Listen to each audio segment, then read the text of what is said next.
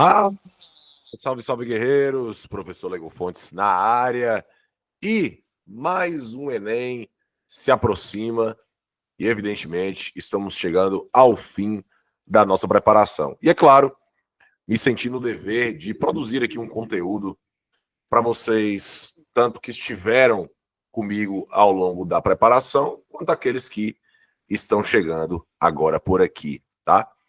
Mandaremos aqui um papo reto sobre a redação Enem 2024, apenas relembrando alguns pontos importantes para que você possa chegar até essa prova em condições totais de produzir em alto nível. Aliás, nós sabemos o quanto a redação é importante aí, independente do curso, né, independente do curso que você deseja. Então é muito importante que nós possamos nos atentar aos detalhes que norteiam, que cercam essa disciplina. Beleza?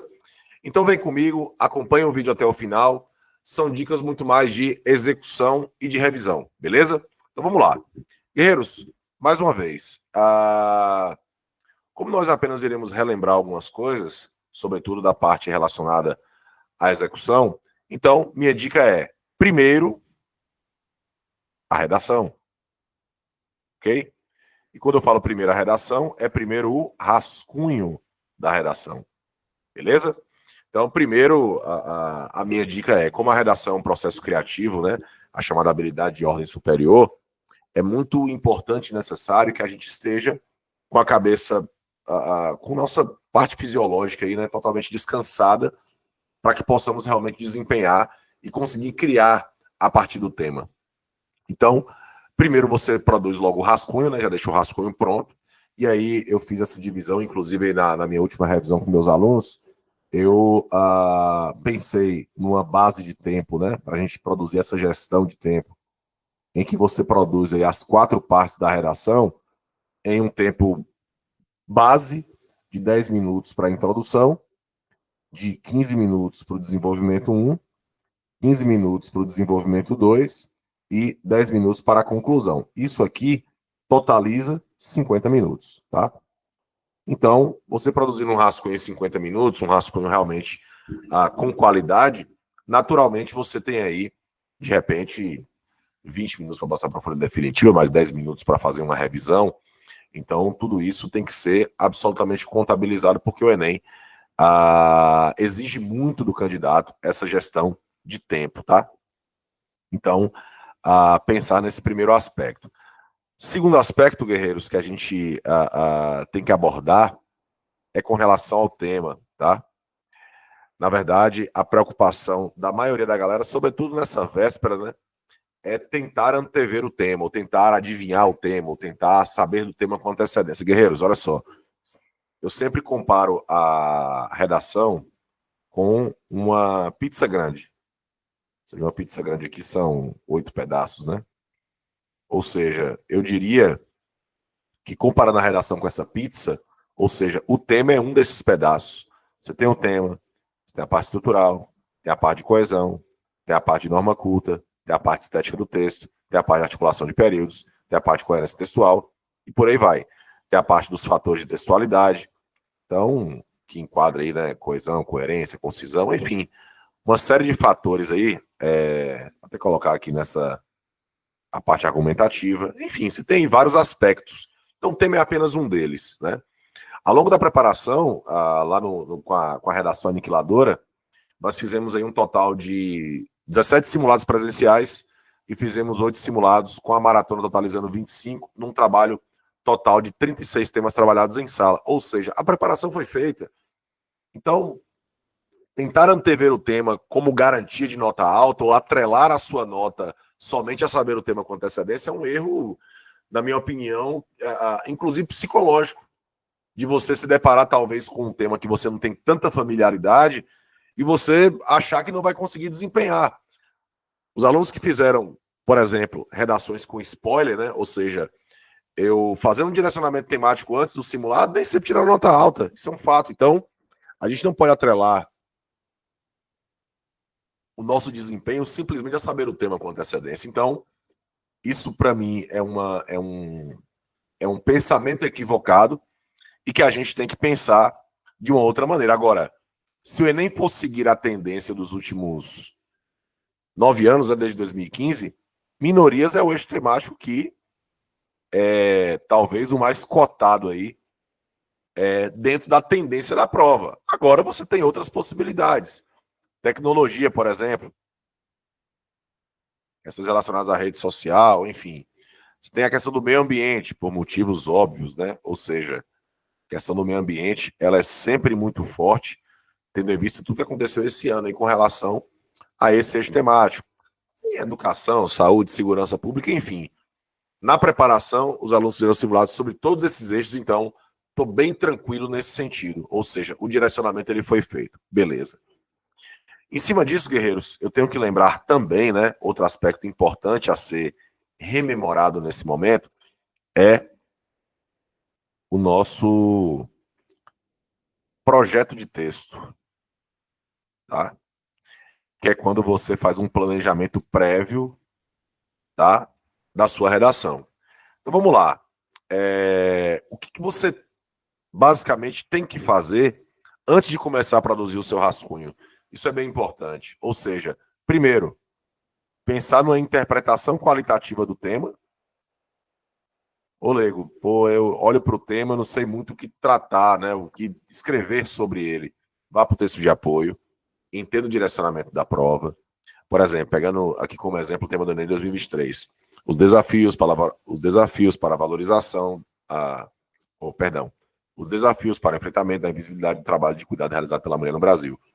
Um comando bem alongado, mas que tratava de uma questão relacionada a minorias, né? A questão do trabalho de cuidado realizado pela mulher. Então, é entender o núcleo temático, olhar para o texto de apoio, qual é o direcionamento dele, né? Inclusive, os textos de apoio falavam muito de equidade de gênero, ou essa desigualdade de gênero, falava muito das questões históricas que se mantêm, né, com relação a esse trabalho de cuidado. Então, a interpretação, lembrando, ela envolve uma leitura ativa, tá? Tanto dos textos motivadores, quanto da frase temática. Lembrando que toda a frase temática deve estar presente aí dentro do seu texto ou ao longo do seu texto, tá? Posterior a isso, eu vou primeiro lembrar da tese de confirmação, ou seja, você apenas confirma o que o tema já traz, você ratifica a ideia do tema, ou seja, o trabalho de cuidado da mulher é invisibilizado, é desvalorizado, então você apenas confirma.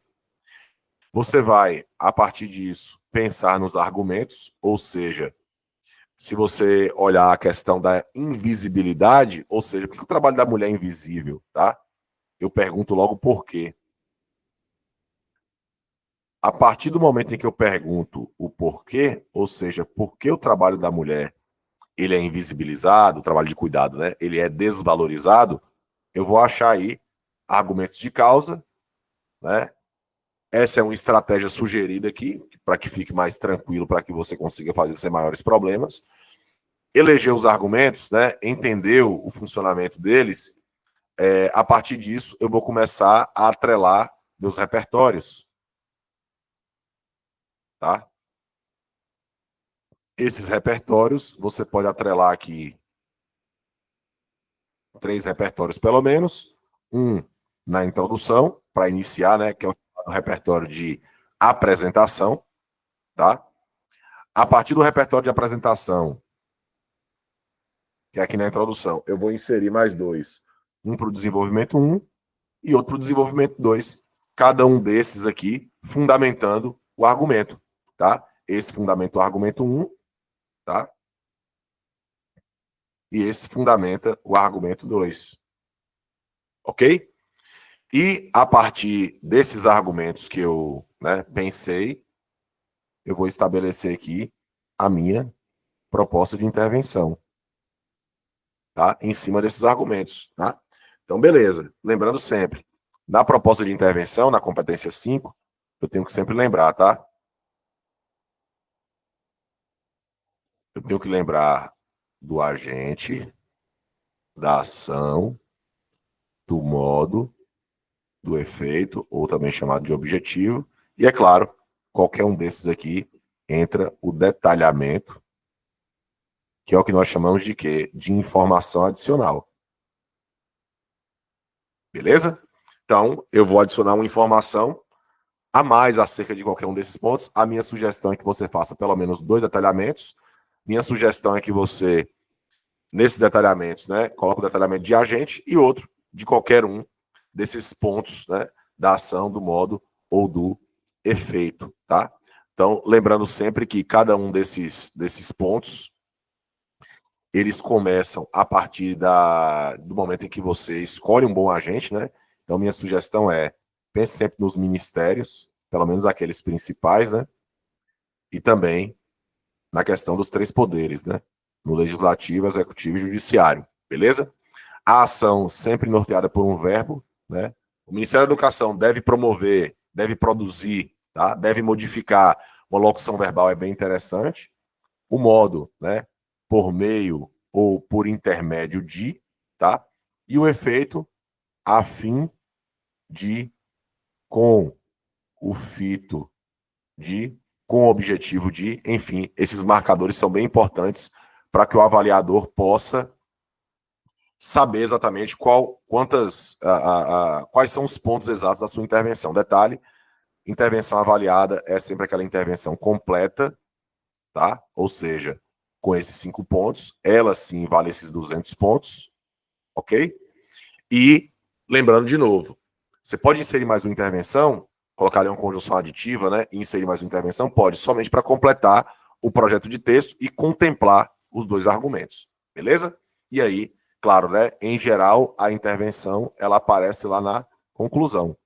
Porque primeiro você problematiza a ideia, né? Fundamenta para depois pensar na hora de intervir. Guerreiros, é muito importante também lembrar sempre que é interessante, né, que esses repertórios eles estejam sempre atrelados aqui a algum elemento do tema, mas, sobretudo, a minha sugestão é ao núcleo temático. Porque aí, como você tem que abordar o núcleo temático o tempo inteiro na proposta, por exemplo, em 2022 foi comunidades e povos tradicionais, ou seja, ali é o núcleo. No caso de 2023 foi o trabalho de cuidado realizado pela mulher. Esse é o núcleo. A questão o estigma com relação às doenças mentais. Doenças mentais é o núcleo. Então, atrele o repertório sempre ao núcleo, porque aí você tem pouca chance de fugir desse processo, né? E lembrando que os repertórios sempre vão estabelecer, né, relações tanto de concordância quanto relações de dissonância ou relações de adversidade. Ou seja, e essa relação de concordância você pode marcar por meio de mecanismos linguísticos como nesse sentido,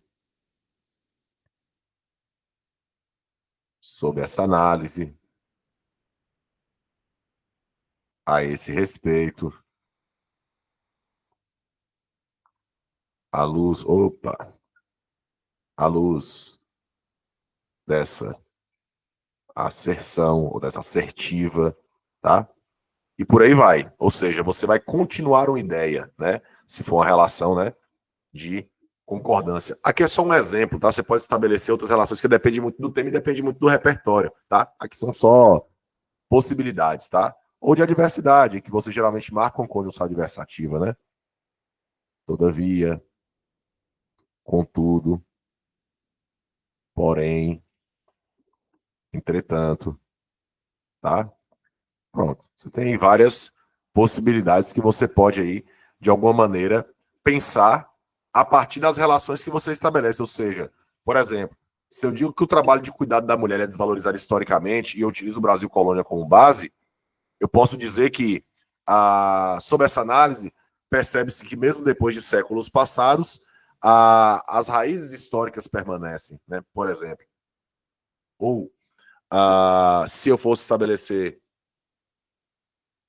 uma relação dissonante, uma relação de adversidade, poderia colocar: a Constituição Federal, documento superior à hierarquia jurídica no Brasil, determina a igualdade entre homens e mulheres no Brasil. Ponto.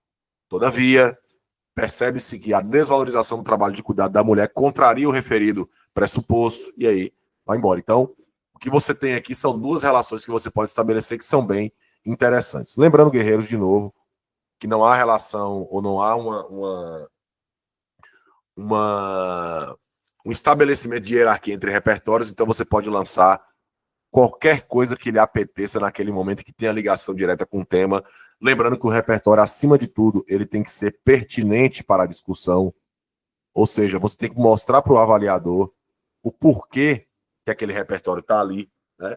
Ele está ali por qual razão, né? Além de ser legitimado, claro. Então você pode utilizar aqui, de repente, uma alusão histórica, por exemplo. Você pode utilizar um filme, você pode utilizar um livro, você pode utilizar o argumento de autoridade, ou seja, o que nós chamamos de citação, né?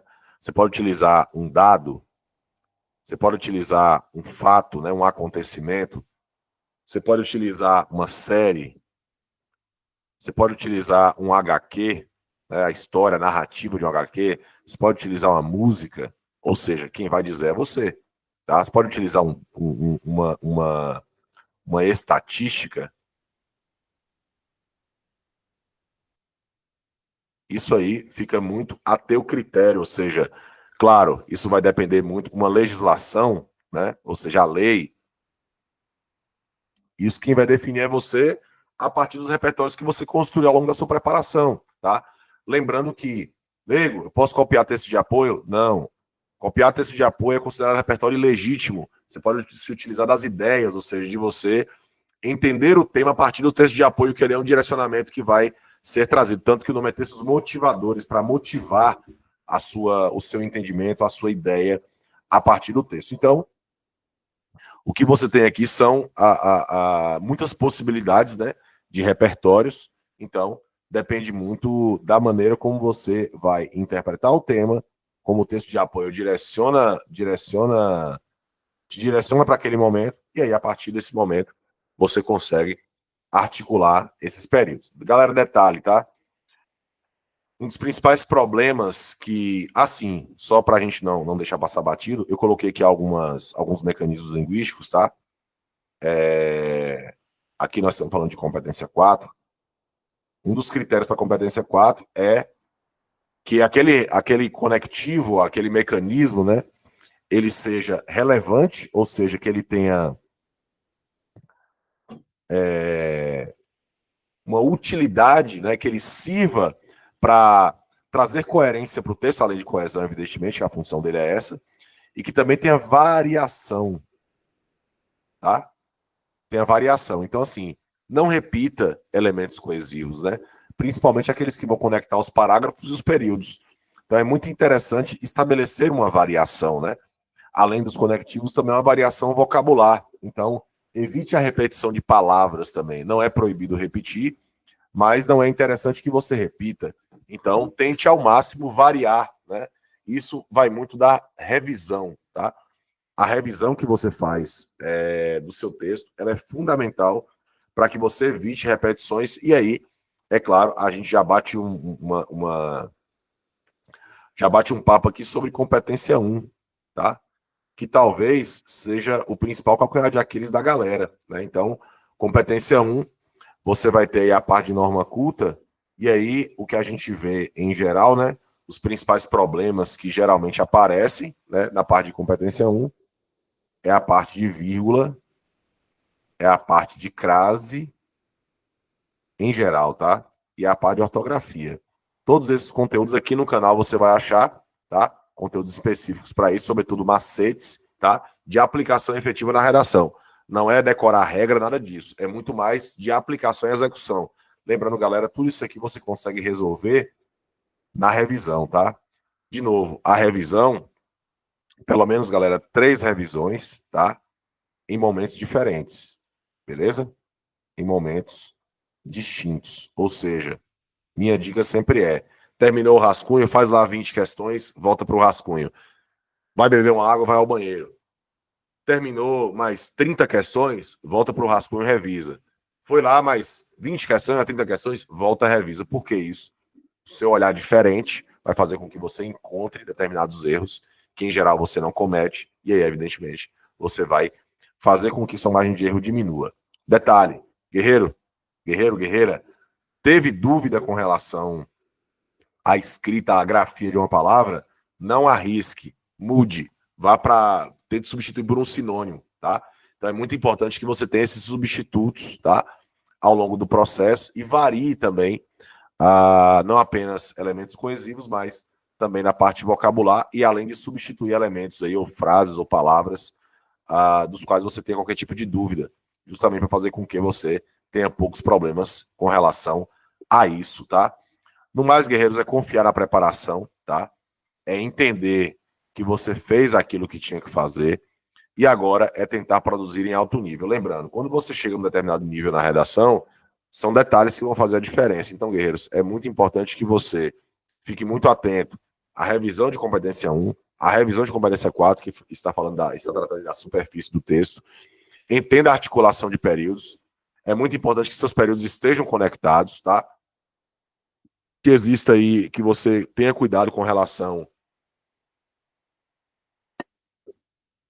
à justa posição sintática ao truncamento, que diz respeito à competência 1. Então, períodos também não muito longos, nem muito curtos, ou seja, uma introdução ali entre 3 e 4 períodos, um desenvolvimento pelo menos com 4 períodos, 4 ou 5 períodos, a conclusão a mesma coisa, 3 ou 4 períodos já é o suficiente, tá? Não esquecer de elementos coesivos para iniciar, que são os interparágrafos. Então, desenvolvimento 1 para iniciar com conectivo, com operador argumentativo, desenvolvimento 2 a mesma coisa, conclusão também. Então, tudo isso é necessário para que todos vocês, guerreiros, consigam realmente produzir a melhor redação das suas vidas nesse Enem, tá?